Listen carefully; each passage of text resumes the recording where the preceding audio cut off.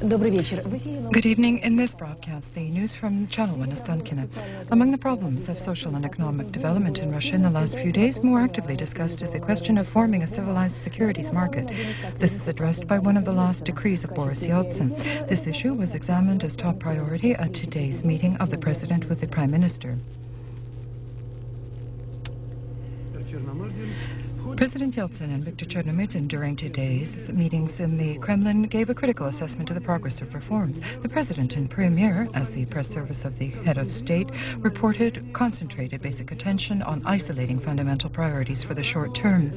They touched on topics of forming a civilized securities market. Also, they discussed issues in the battle with crime. The President demanded decisive measures to realize a federal program on the battle with crime ratified by the Security Council. In the conversation between Boris Yeltsin and Viktor Chernomyrdin, the problem of economic development of the Far East was examined, specifically the question of energy and railway tariffs. Today, a new economic minister was appointed. He is Evgeny Yasin. Previously, Evgeny Yasin had headed the analytical center under the president, was his advisor on economic policy. The new economics minister has a science degree of a doctorate in economic sciences and the title of professor. He was involved in the development of the program 500 Days. The visit of the head of the World Bank of Reconstruction and Development coincided with not the best of times for the Russian economy. In any case, Mr. Preston at the dialogue tables did not encounter many of his previous acquaintances, Dubinin, Shokhin, Gerashenko. Incidentally, this planned visit, according to the already also former temporary acting Minister of Finances and currently simply the Deputy Minister, Andrei Vavilov, indirectly confirms the relentlessness of the government's course, even with the replacement of key players. The president of the bank, according to the same source, said that currently Russia is entering a new phase of reforms, structural restructuring. Therefore, relations with the bank should be of a closer nature. A closer nature is assessed at $3 billion, 1.5 of which will be paid in 1995, and moreover, the government intends to use the funds to cover part of the budget deficit. The remainder for the rehabilitation, social support, and investment in the agricultural industrial sector. In general, one must say that credits of the World Bank are attractive for financiers of all countries, since they're issued over an extended term and at low interest rates. For Russia, however, this is not simply attractiveness.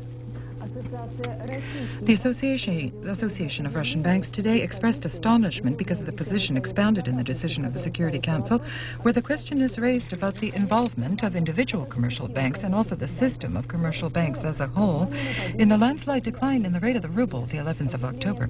In the association's statement, it's indicated that controlling the dynamics of the currency rate is fully within the hands of the central bank and the Ministry of Finances. Hence, the participation of commercial banks in trading can in no way lead to a severe plunge in the ruble's rate, stated in the document. The former Minister of Finances of Russia, Boris Fyodorov, feels that the serious assignment of the president concerning the investigation of the collapse in the rate of the ruble was transformed into a farce. Boris Fyodorov notes that the Commission gave no principal assessment for the economic policy of government, which is the main reason for the overwhelming plunge of the ruble. Recently, Fyodorov says, no assessment was given to that obvious fact that the government and not commercial banks earned for the budget substantial funds at the moment of the peak of the rate. Commercial structures are blamed not only for instability of the currency market, but for the gasoline crisis in Moscow.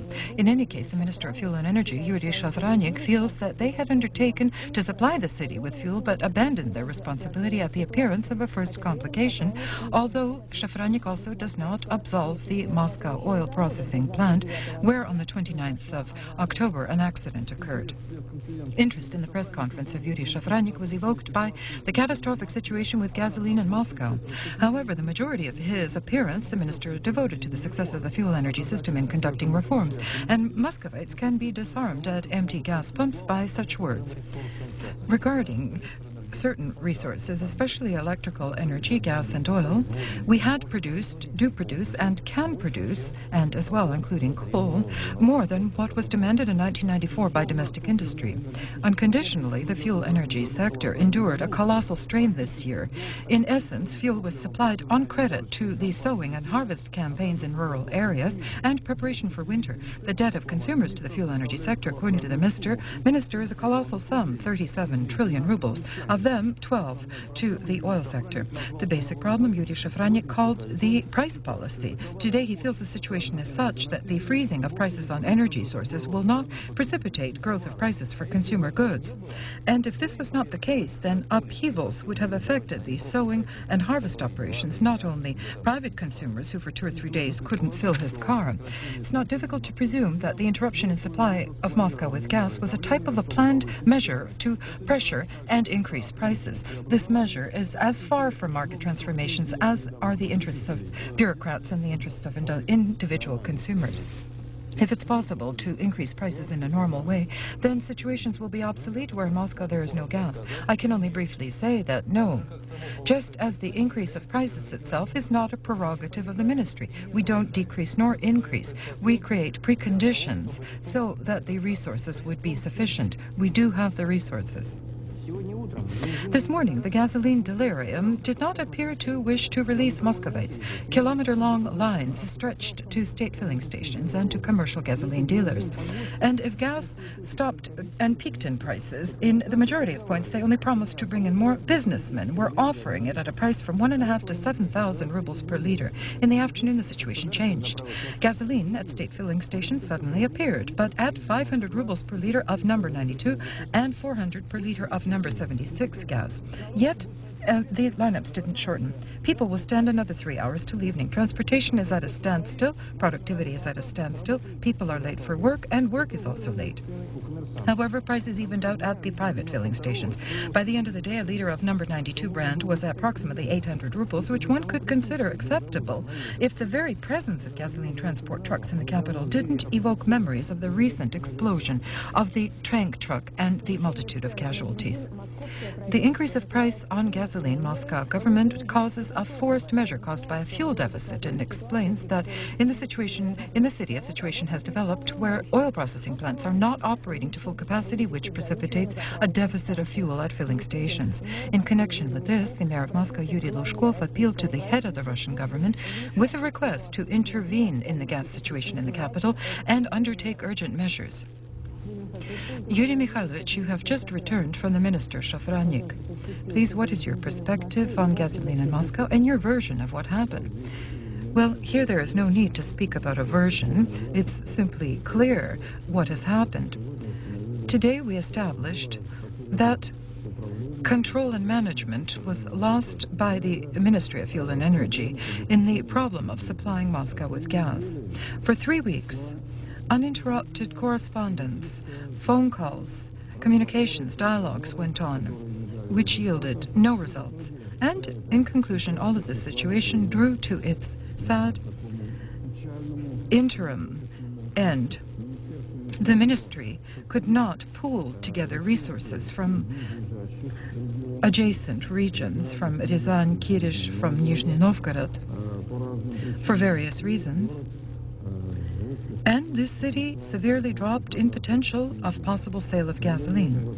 Unfortunately, this was exploited by commercial structures, and we will undertake measures and we will revoke licenses for the sale of oil products from an entire series of commercial structures. We have such avenues, and we will exercise this right.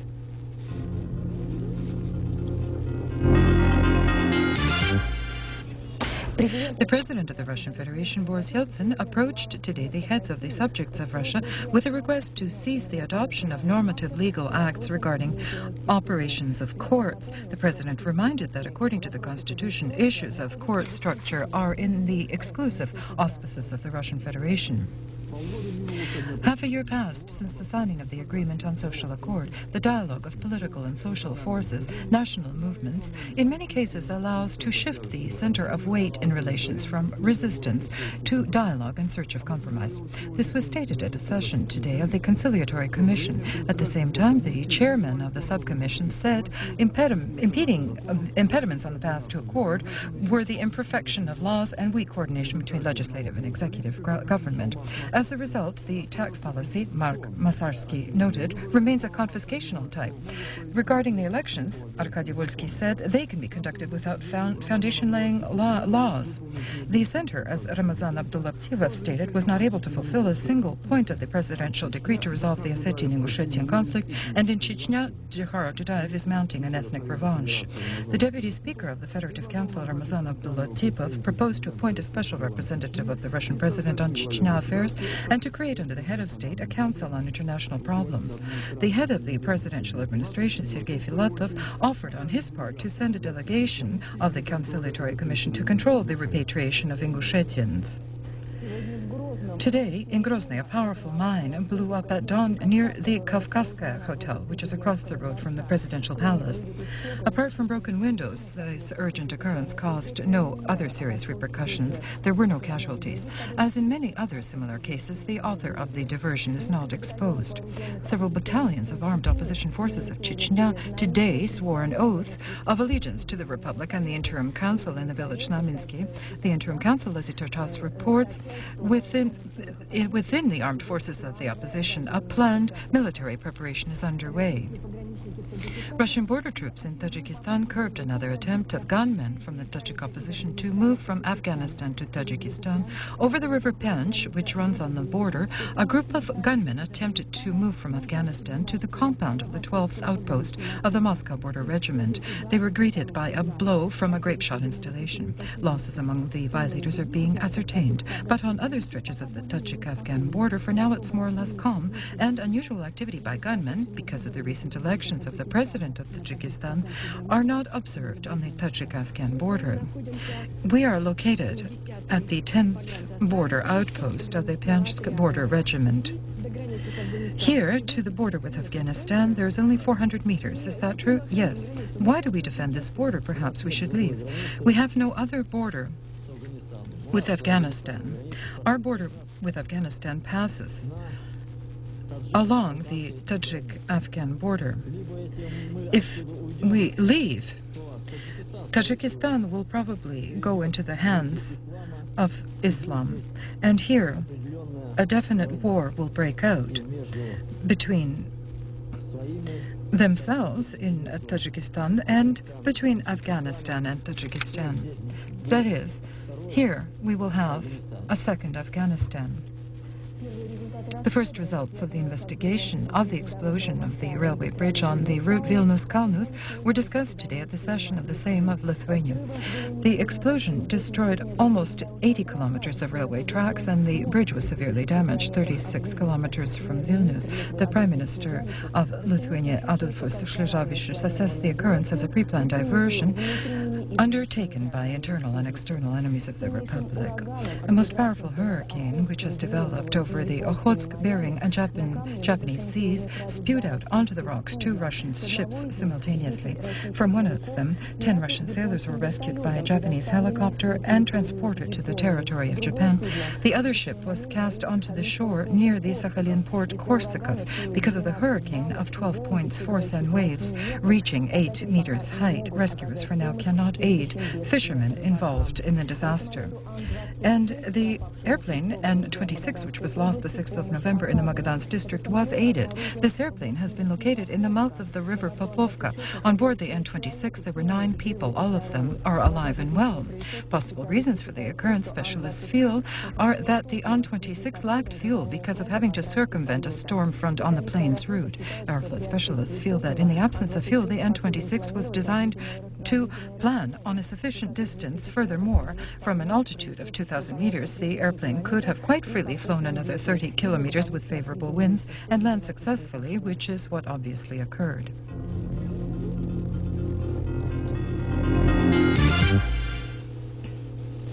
Today, on Iraq's initiative, an urgent business visit to Moscow was held of the Deputy Prime Minister of Iraq, Tariq Aziz. Behind closed doors, he spoke with the head of the Foreign Affairs Department of Russia, Andrei Kozyrev, and handed President Boris Yeltsin a message from the President of Iraq, Saddam Hussein. As is indicated in the statement for the press issued by the Ministry of Foreign Affairs of Russia, the message was conveyed in connection with Iraq recognizing the sovereignty of Kuwait and its borders in compliance with the Resolution 833 of the UN Security Council. The result of the talks was the instructions of the head of Russia to the Minister of Foreign Affairs, Andrei Kozyrev, to fly tomorrow to Baghdad to participate in concluding corresponding constitutional procedures. At first glance, everything is quiet in Baghdad, but the situation escalates day by day. The harsh boycott by a group of countries headed by the United States of America has caused the economy of Iraq to collapse and has literally placed Iraq on its knees. And now, an entire series of terrorist acts as well. First in a Muslim center of Baghdad, and now in a Catholic church in one of the heavily populated regions of the city. Iraq has been existing for almost 2 years on a war regime of strictest economizing. This is further complicated by the fact that all Iraqi accounts in banks of Europe, Japan, and North America are frozen, and they can't even pay for deliveries of medical equipment and medications. It's also known that prior to the sanctions, Iraq imported its basic foods. Plants, many of whom were built with the aid of the Soviet Union, were oriented on imported components from Western countries. Now everything is at a standstill. Our borders are closed. One can access Baghdad by crossing only thousands of kilometers from the Jordanian capital Amman. There's a shortage of vital necessities. Mostly children suffer. Infant mortality in Iraq has increased 100 times in the last 2 years. The devaluation of the Iraq dinar occurred. Before sanctions, the Iraqi dinar, despite the Iran war and destruction, was the most stable and convertible currency. Now, as is known at the Baghdad market, the devaluated dinars are replaced by barter. In Iraq previously, there was a small group of very wealthy people, and the same in percentage of proportion of a segment of poverty.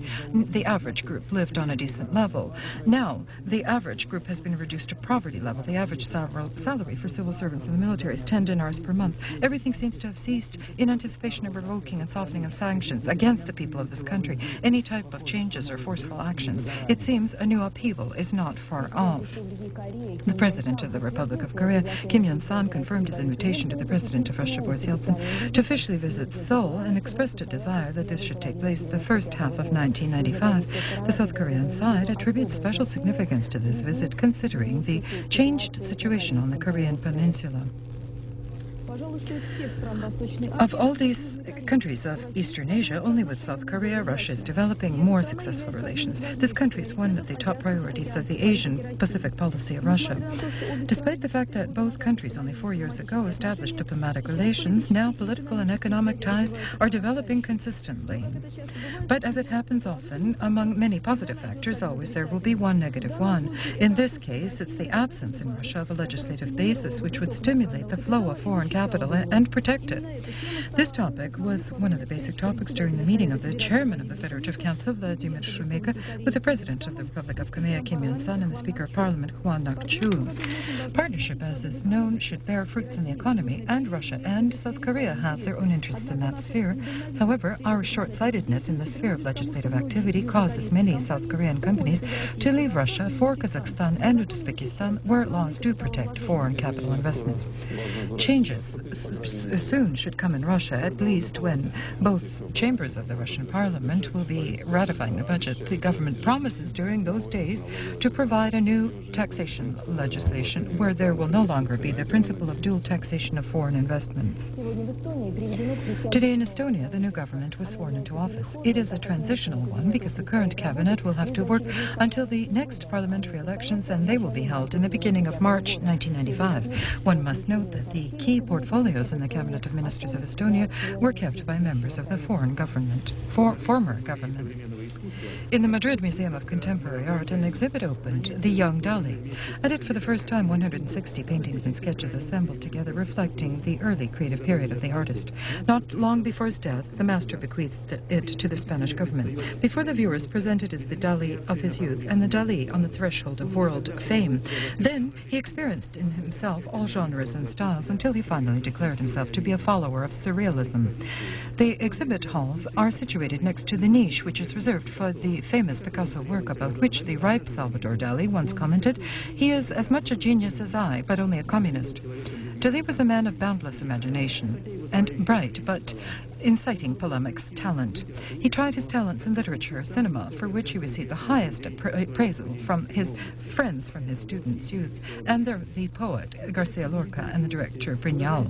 For the Soviet art lover, he is a native of a small Catalonian town, which is, and in a sense was inaccessible because our cultural authorities of the former age decided to place him outside of contemporary art because he was a surrealist and in his heart wouldn't accept the communist structure, and for his extravagance, and because his muse for many years was the Russian wife Yelena Tiakonova-Gala. He was a complicated artist and human, and at the same time, in my view, became the most versatile and unsurpassed master of the 20th century. The exhibit clearly shows the growth of a genius. At the midterm congressional elections in the United States held every 2 years, voters must decide the fate of the entire membership of the House of Representatives and 1/3 of the Senate. The results of the vote will be known tomorrow morning. The elections were preceded by a lengthy pre-election campaign during which the ruling Democratic Party found itself on the defensive side. The opinion polls in the last months consistently indicated that the Republicans are managing to significantly shift the balance of powers on Capitol Hill in their favor. The analysis of changes in the voters' moods indicates that the main reason for such a state of affairs is the dissatisfaction and disillusionment because the pre-election promises of the Democrats at the 1992 elections were left unfulfilled. Yugoslavia continues to fulfill its obligations on closing the borders with Bosnia for all cargoes except humanitarian ones. The contact group is not currently discussing the possibility of changes in the plan of division of Bosnia between the Muslims and Croats on one side and the Serbs on the other side. However, as an official representative of the American State Department, Christian Shelley, stated, if the Bosnian Serbs accept the plan of the peaceful resolution overall, in the draft of the administrative division of Bosnia, changes could be introduced with the agreement of all the Bosnian sides. Russia continues to develop relations with the republics of the former Yugoslavia. An example of that is construction of a gas line, Macedonia. Russian specialists from the association Uraltransgaz completed, prior to their deadline, the laying of a unique gas pipeline, Krivopalanka-Skopje, in the most treacherous mountainous conditions in the former Yugoslavian Republic, Macedonia. Today, a gold ring was welded after testing, and the young republic, which in the former Yugoslavian Federation had the weakest economic base, will receive Russian gas, which it vitally needs. We think that prior to the new year, we will conduct all our testing and will prepare a system for the scheduled time limit, the 20th of April 1995, as provided within the contract. Ahead for the Russian gas workers, a second phase of the laying of the pipeline through Macedonia to towns Tetovo and Bitovo.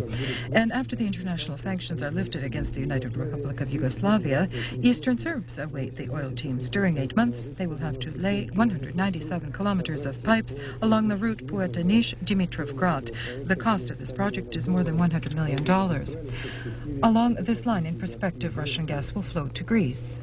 The number of victims of the flooding in the north of Italy during the last night grew up to the 120-person mark. To assess material damage currently is impossible, but now we're speaking of tens of millions of dollars. Another group of refugees was picked up today by Swedish police in the Baltic Sea. Prior to deciding whether to allow them to stay in the country or not, the authorities must first determine how refugees from South and Southeast Asia ended up in the Baltic Sea.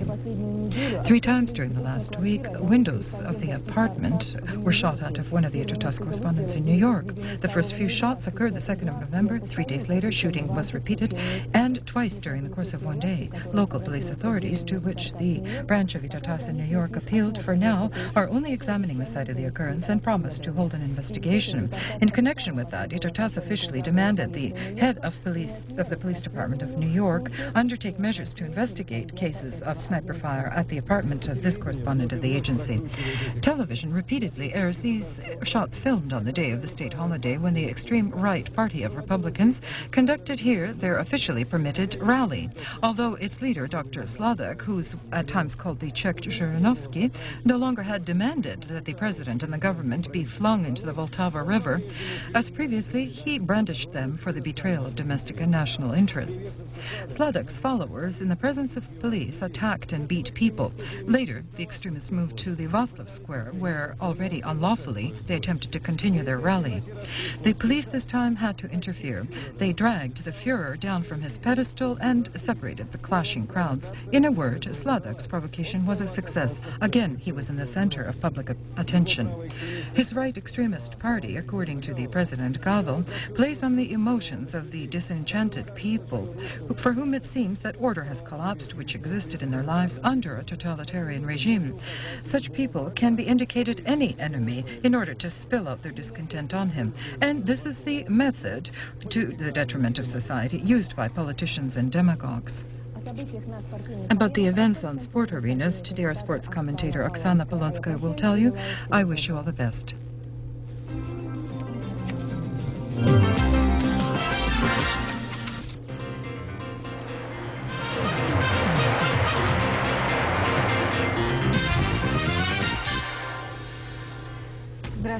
Hello, and briefly about the basic sports events of the last day. In the beginning of the broadcast, the Olympic theme. Who will host the Winter Olympic Games of the year 2002? 9 cities are in a desperate battle for the right to host the Games. Among them is our Sochi. Today, a special commission of the International Olympic Committee arrived there, which will establish the chances for the Russian resort. And what will the Games give the city itself? Let's listen to the opinion of the president of the Olympic Committee of Russia, Vitaly Smirnov. Of course, the Krasnaya Polyana, that is the Red Meadow, I'm very convinced sooner or later will become the International Downhill Ski Center. But how many years will this take? The Olympic Games will expedite this process. The fact that the country and the government supports holding such sports events as the Olympic Games indicates that despite difficulties which we are enduring currently, we look with optimism to the future. In January of 1995, at a special session, possibly the four-year term will be defined to continue the competition for the title of the Olympic capital. Tennis. During these days, Moscow has become the center of tennis light. At the Kremlin Cup in Olympiyski, the matches of the first round are underway. Karsten Braasch lost to Karl Uwe Steb in 2 sets. Alexander Mronz from Germany beat Andrei Chesnakov in 3 sets. Wayne Ferrer beat Brett Gilbert, and Evgeny Kafelnikov beat Lars Riemann in 3 sets. And in conclusion, a report on the chess topic. After revoking some of the international sanctions against Yugoslavia, among the first to break through the blockade were the chess players. During these days in Belgrade, veterans of chess have gathered. They are Snuslov, Botvinnik, Grigorich, Leventar, who had played with Capablanca himself. And despite their age, as previously, they are entirely dedicated to chess. A seance of simultaneous game for veterans was held by Anatoly Karpov. Good evening. Information from the Oceanic Meteorological Center. Tomorrow, the north of the European part of Russia, as previously, will be under the influence of a cyclone with a center over the polar Ural area. The cyclone will shift to the southwest. Its activity will lessen considerably, and this will lead to a weakening of winds and decrease of precipitation. Therefore, here it will be only partly cloudy, and brief periods of snow will occur during the day, -5 to 10 in the northeast of Komi, -7 to 12 degrees. In the Kola Peninsula and Karelia, the temperatures will show -3 to -8 degrees. To the Baltic countries, a cyclone is moving from the Baltic Sea. It will bring cloudy weather with precipitation and morning fogs to Latvia, Estonia, Lithuania, the northwestern areas, and during the day to the central region as well. Temperature during the day, 0+5. Residents of the Kaliningrad district and Belarus can expect partly cloudy skies and light precipitation with isolated morning fogs during the day, 0+5, and in Kaliningrad district, +4 to 7 degrees. The Volgovatsk area in the central Volga tomorrow will be under the influence of a cold air mass. Partly cloudy skies are expected with light snows in patches during the day, -1 to 6 degrees. On the lower Volga, the Krasnodar, Stavropol areas, and also in the Rostov district, clear weather will set in. Here, that will be the influence of an anticyclone, which is shifting from the lower Volga to the east.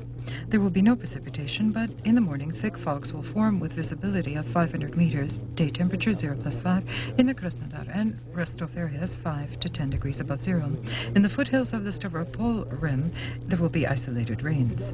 Beyond the Caucasus, the weather will gradually improve. Here in an area of higher pressure, the clouds will decrease and isolated rains only in patches.